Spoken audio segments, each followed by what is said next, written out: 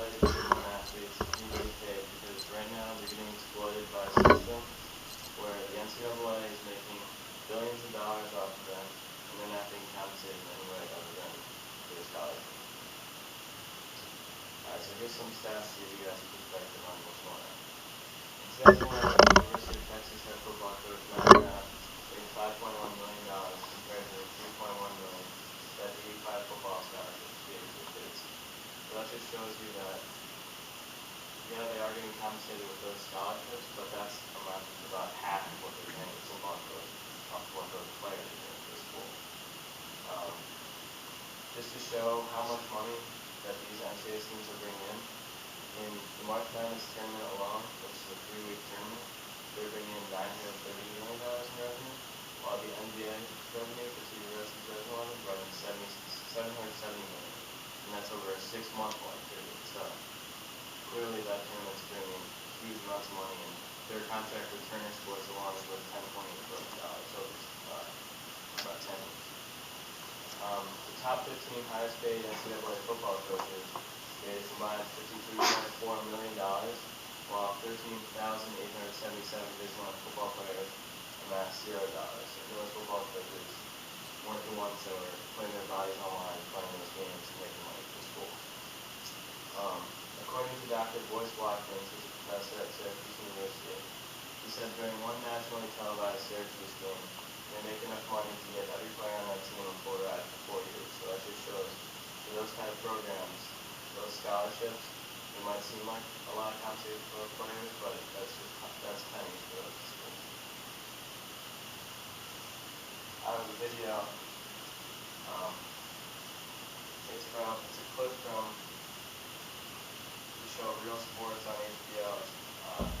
Respected journalist Brian Gumbel is discussing this issue.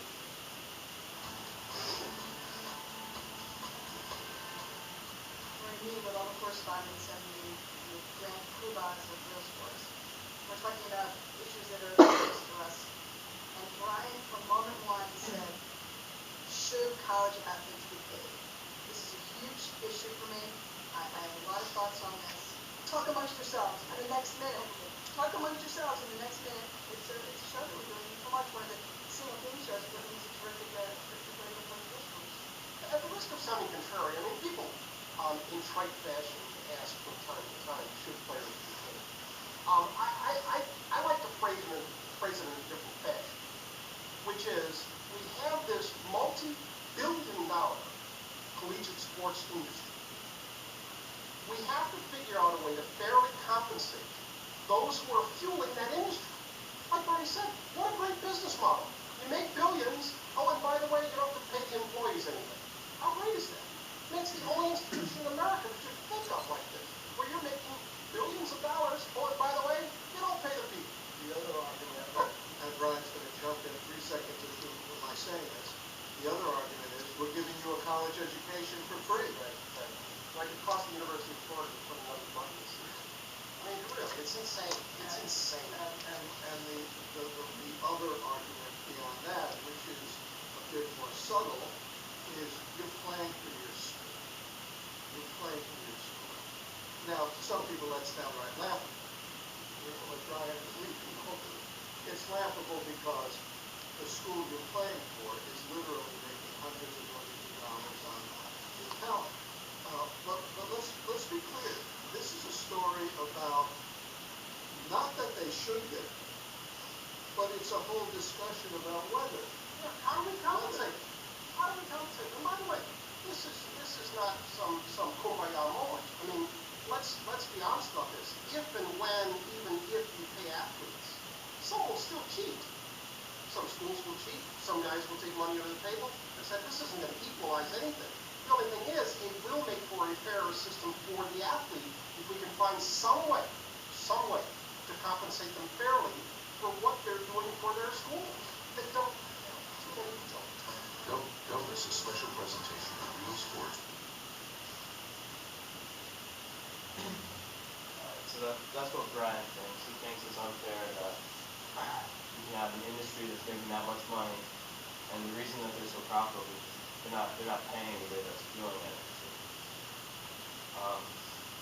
But But with that said, not all the athletes can get paid because it's not feasible to pay every single sport. But some people are going to have a problem like you're paying a basketball player, but the men's tennis player is not going to be able to get paid. But to me, I think you should only pay the basketball and football player because those are the two sports that are bringing the huge television contracts and making all the revenue to the schools. And that's just capitalism. The people that are going to make you the money, those are the ones that should be getting paid. And most programs in college are money losers. So, although in some cases baseball and hockey can be revenue producers for colleges, I don't think that those athletes should be getting paid because unlike the basketball and football players, they can take their talent professional right out of high school. Here's some reasons I don't pay the athletes. You can't just not pay your employees. So the reason the NCAA is so profitable is because they have these huge television contracts and they own the rest of the athletes, but yet they don't have to pay them anything in addition to just the scholarship. Instead, all of that money goes into paying coaches, athletic directors, these huge contracts, and putting in new things into their athletic department. One thing that I saw in the video of Arian Foster, the running back for the Texans, he said, how can these players look at their coach who has a $5 million contract and then consider themselves amateur if they're not considering that coach an amateur coach? The myth of the student athlete. This was in a New York Times article. They were talking about how a lot of these kids at the big programs, obviously there are exceptions, but for the most part, they're just being recruited for that athletic skill. And academically, a lot of these schools are in way over their head, so they'll have an advisor that will put them in the easiest classes and give them special treatment, so they're getting a second-rate education. And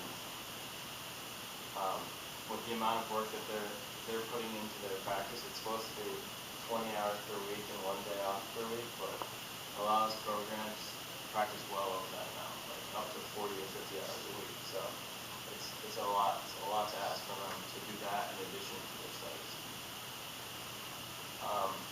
Also, they're forcing these players to go to college. There's rules in place in the NBA and NFL that in the NBA you have to go to college for 1 year, which I think is a stupid rule because it's just showing these kids that education's not important. You go there for 1 year and then you go straight to the NBA. But you're going to make them go to school and they can't just go directly out of high school to the NBA. And in the NFL, you have to play 3 years of college football before you can be part of the NFL draft.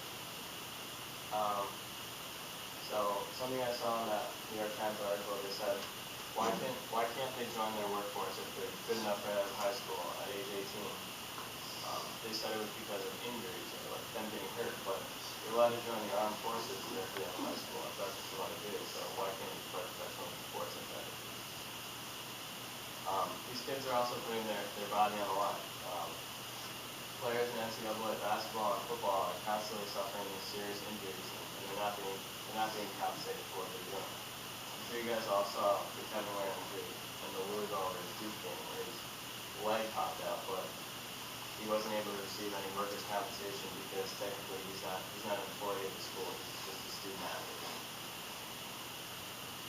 Also, a lot of these recruits come from impoverished homes. So these full scholarships that a lot of people call them free rides, they're not exactly full rides because there's on average $2,951 that's left unpaid by the scholarships, the school-related expenses. Also, most players won't ever make it to the pros. So this college opportunity where the schools are making millions of dollars off them, that could be their only opportunity to make money off of the talents that they do have in their sports. So 336 Division I basketball teams, 15 players a team, 60 get drafted by the NBA. That's a 1.1% chance that a player will get drafted and never make money off of his hard work and his dedication to that sport. Also, like I said, with the inferior education, if they are getting inferior education and they didn't come from money beforehand, they might have a problem in the workforce if they haven't been given the skills by that school because they've been coddled by the athletic program. So here's my plan going forward. how to fund it. A lot of people would question how we're going to come up with this money, but obviously the big schools already are going to have enough money from the television contracts and being nationally televised off of what the players have done.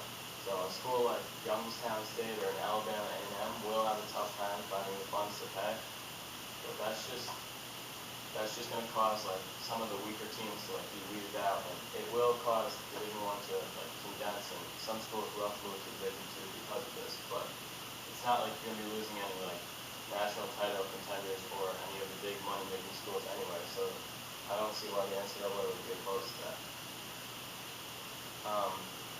Also, to fund it, you have to stop giving coaches like Matt Brown $5.1 million contracts. You have to trim the fat kind of in that regard and start giving the money where it belongs to the players. How would recruiting work? Instead of giving out full rides, instead of doing that for a couple of teams liking a player, they would one coach might see a player as a $50,000 player, while another sees him as a $35,000, and then the player signs a contract based on where he wants to go and what contract he likes, and then he becomes an employee of the school who also attends classes. I feel like this would also cut down on recruiting violations, because if you can just pay the player, you don't have to like go behind the scenes and like buy cars for them and stuff. Like at least cut down the violations. Lastly, you have to put a salary cap on this to make sure that the bigger programs like a Notre Dame in football or like Florida doesn't just get every single recruit. So I think the salary cap could be like $650,000 for basketball and $3 million for football, and then it makes sure that there is some equity in college sports, and that also I think there should be a minimum player cap of $25,000, just so that every player does receive some kind of compensation for what they're doing, even if it's a backup point guard or something like that. In addition, I think the program should retain their scholarships and still be giving those scholarships in addition to being paid wages.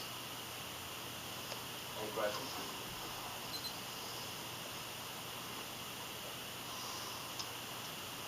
You're an athlete here at the school? Yeah. Play hockey? Baseball. Play baseball.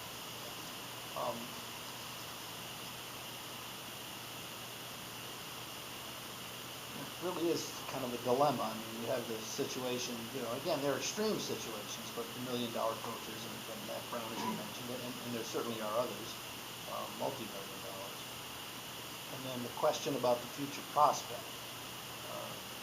If you are indeed a high-level prospect, then the training, if you want to call it that, you get probably pays off. The other issue is that there are just so many that are never going there, as you pointed out. Not if you're being a first round pick.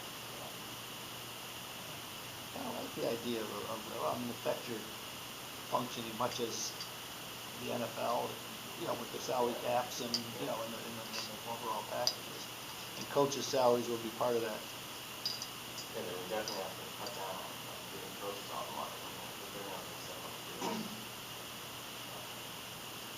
I'm going to tell Coach Rawson that he asked for his $2 million contract to be rescinded. I agree with pretty much all of what you said. Just a quick question, like in the recruitment process, there's going to be like an offer. The college is going to offer the players. Are the players going to have a chance to negotiate, like get hired or something? Yeah, I feel like they should be able to hire me if they're going to be an employee. They're going to have to consider student athletes or something.